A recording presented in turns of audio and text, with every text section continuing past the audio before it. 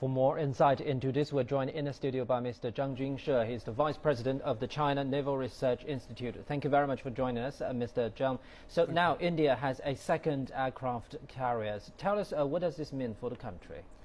I think the building of a new and indigenous aircraft carrier of India will greatly enhance the overall combat capabilities of India Navy, including its anti-ship capability, anti-submarine capability, land attack capabilities, and especially the power projection capabilities, because we know this aircraft carrier will be equipped with at least 30 aircraft, including 12 fixed-wing fighters and 10 helicopters. And also, we know that India has decided to buy the MiG-29 fighters from Russia. The total number is 29. So these fighters will have a combat radius about 800 to 1,000 kilometers. This can operate, that means at least 1,000 kilometers from the aircraft carrier. These fighters will carry out anti-ship, anti-submarine, especially and the land attack missions. And their helicopters will carry out anti-submarine missions. So this will provide the overall capabilities of the carrier combat group. So before this interview, we just saw a report talking about India's fast-pacing military build-up in recent years. So what's your understanding of this momentum, the implication of this momentum on geopolitics and even beyond? Well, we know that the Indian Navy is also trying to purchase an aircraft carrier from Russia.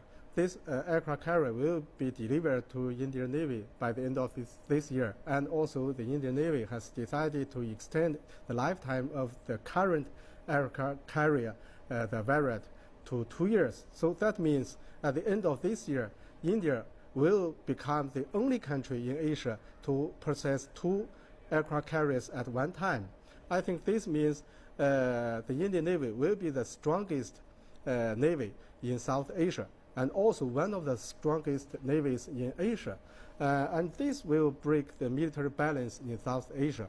And we have noticed that some countries, including India, China, and Japan, are developing their own aircraft carriers. For China, I think we have the legitimate rights and reason to build our own aircraft carrier, because we have a very long coastline, more than 18,000 kilometers, and our foreign-oriented economy is depending more and more on the sea lines of communications.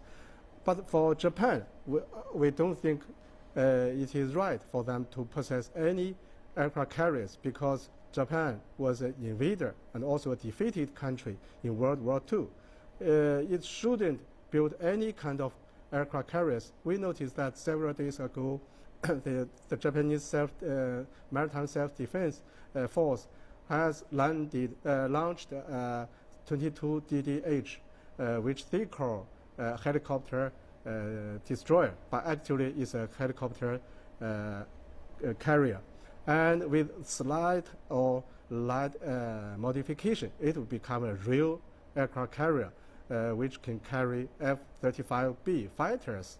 So this has caused much concern from the Asian countries, because this action violates the Pacific Constitution of Japan, and also is against the will of all the peace-loving people in the world.